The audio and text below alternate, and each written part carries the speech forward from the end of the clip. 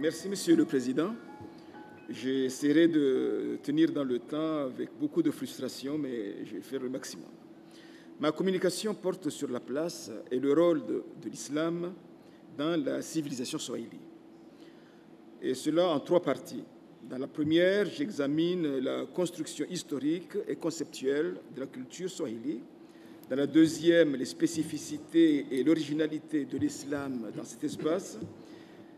Et dans la troisième, l'islam swahili au péril de ce que je nomme ses purificateurs. Je terminerai par des considérations très personnelles sur les mutations de l'islam aux Comores en rapport avec l'actualité. La civilisation swahili couvre une aire géographique qui s'échelonne le long de la bande côtière est-africaine, de la Somalie au Mozambique, s'étend sur les îles adjacentes de Lamu, Zanzibar, Pemba, les Comores et jusqu'au nord-ouest de Madagascar.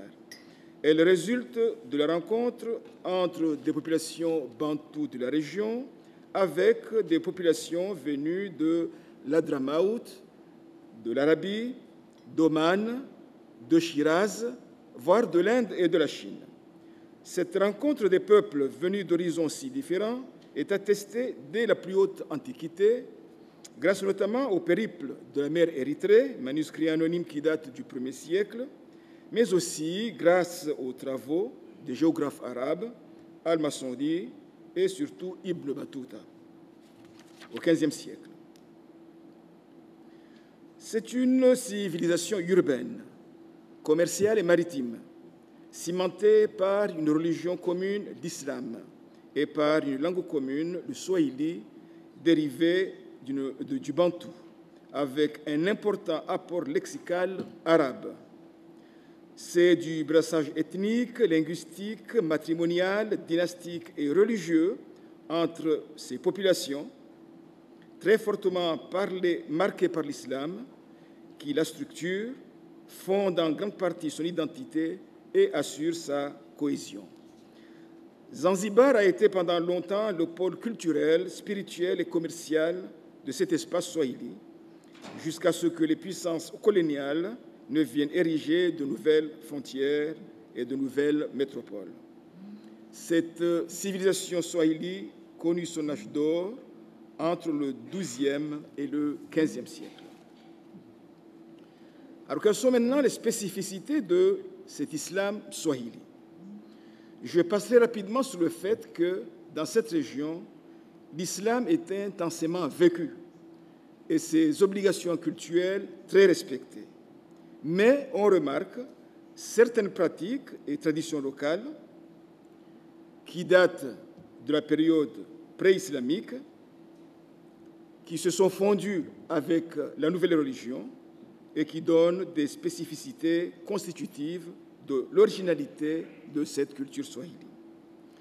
La première exception que je note, c'est la vénération exceptionnelle à l'endroit du prophète Mohammed, mais aussi à ses descendants, appelés les sharifs, qui sont constitués en familles qu'on retrouve dans toutes les cités swahili de la côte et des îles, et qui eux-mêmes bénéficient en grande partie de cette vénération.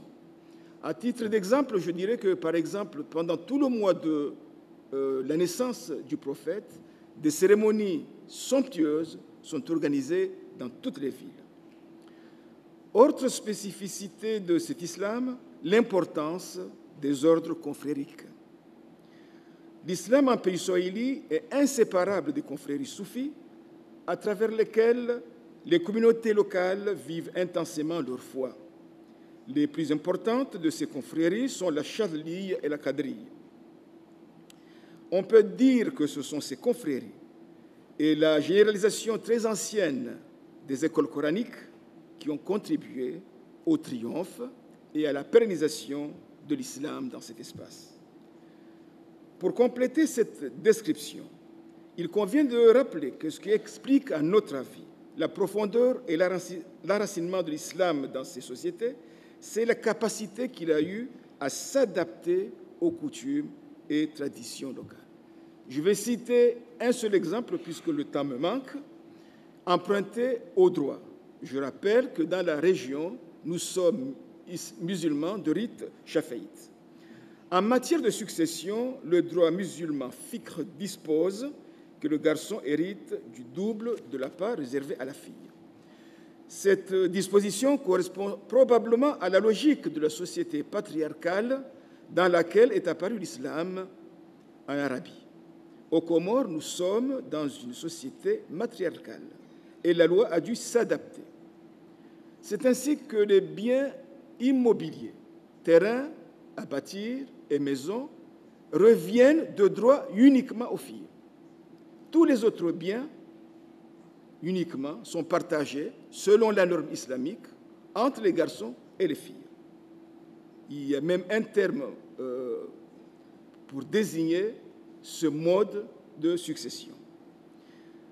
Mais alors que nous considérons ces spécificités adaptatives comme la condition nécessaire qui a permis l'implantation et le développement de l'islam, certains, aujourd'hui, mettent en cause ces spécificités, et cela au nom d'un islam plus conforme à la doctrine des origines. Et c'est ainsi que, durant l'histoire récente du pays, on a eu affaire à quelques mouvements de contestation. La première est venue précisément d'un chef, sinon le plus grand chef de la confrérie aux Comores, le cheikh Al-Marouf, c'est Mohamed El-Marouf. Il a contesté, il a dénoncé certaines coutumes à cause du coût qu'il générait, estimant que cela était contraire à l'islam. Mais surtout, cette coutume, qui est ce qu'on appelle le grand mariage ou mariage coutumier, était inscrit dans un système de promotion sociale qui permet à celui qui arrive au sommet d'adopter une attitude un peu de condescendance, de mépris à l'égard de ceux qui ne sont pas arrivés. Et c'est précisément cette attitude que le grand cheikh a voulu dénoncer au nom de l'islam. Nous avons aussi des pratiques de toute évidence hétérodoxes et qui datent certainement de la période pré-islamique. Mais on constate que ces pratiques sont en train de disparaître et sont limitées à quelques contrées de la campagne. En troisième position, je citerai plutôt alors l'islam au péril de l'islamisme. L'islamisme radical qui est apparu aux Comores dans les années 80, à la suite d'une politique que je dirais dévoyée. En effet, à la veille de l'accession à l'indépendance, les Comores ont voulu renouer avec leur riche passé arabo-musulman. Et ils ont décidé qu'on allait généraliser l'enseignement de l'arabe à tous les niveaux du système éducatif. Et ce sont les jeunes qu'on a envoyés dans les pays arabes pour être formés qui, au retour, ont commencé à faire l'apologie d'une religion, d'un rigorisme et d'une intolérance inconnue des Comores. Et le plus étonnant, c'est qu'ils s'en sont pris en premier lieu aux confréries. Or, il se trouve que c'est précisément à l'intérieur de ces confréries où on a la pratique la plus vivante de l'islam. Et ces dénonciations des confréries constituent aujourd'hui un lieu de confrontation qui risque même de devenir violente, ce qui est évidemment une aberration dans un pays où justement l'islam a prôné la tolérance.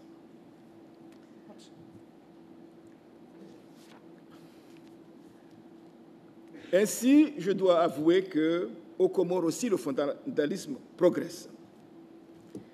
Et j'essaie aussi d'analyser le pourquoi de cette situation.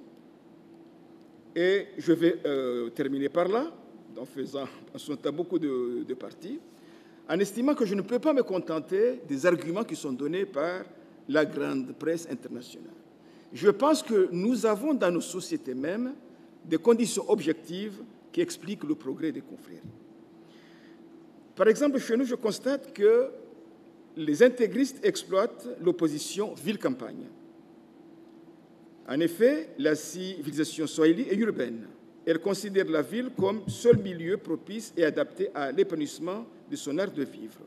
La campagne et les gens qui l'habitent sont affublés de toutes les tares et sont même victimes d'un quasi-ostracisme.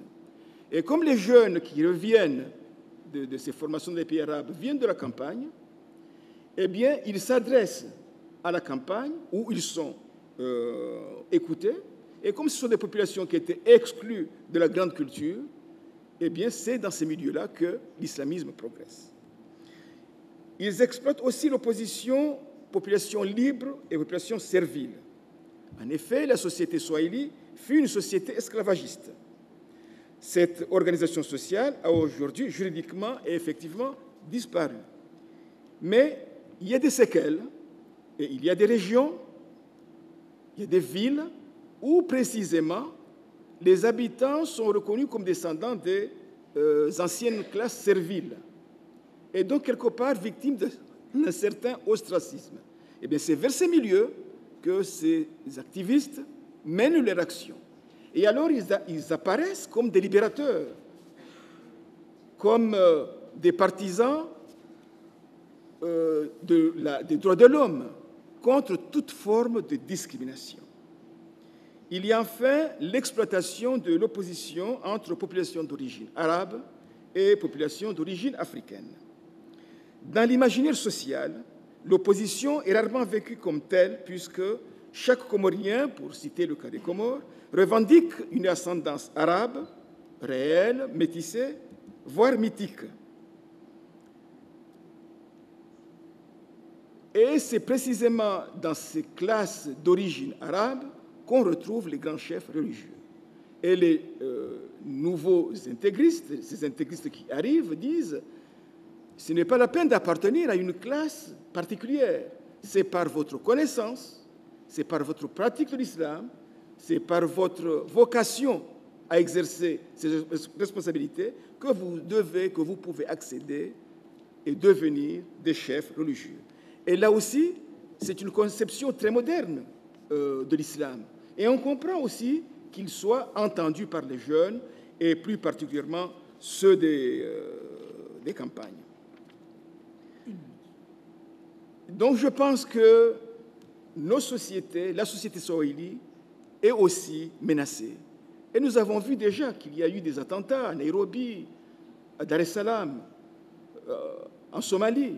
Et il se trouve même que c'était un jeune Comorien qui était à la tête des commandos qui ont attaqué à Nairobi. Ce que personne, évidemment, aux Comores ne pouvait comprendre. Même si je peux me rassurer en disant que jusqu'à présent, nos jeunes islamistes n'ont jamais fait l'apologie du djihad. Mais malgré tout, nous sommes inquiets.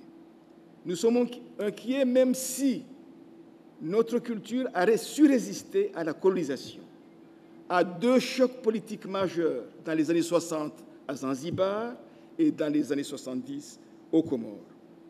Et nous comptons beaucoup sur Professeur, le Maroc. Je suis obligé de vous dire... Excusez-moi, c'est voilà. la conclusion. Qui a su trouver précisément une formule qui, à mon avis, pourrait beaucoup nous servir. Et je m'instruis beaucoup et j'espère faire partager l'expérience que j'ai vécue ici dans mon pays. Je vous remercie.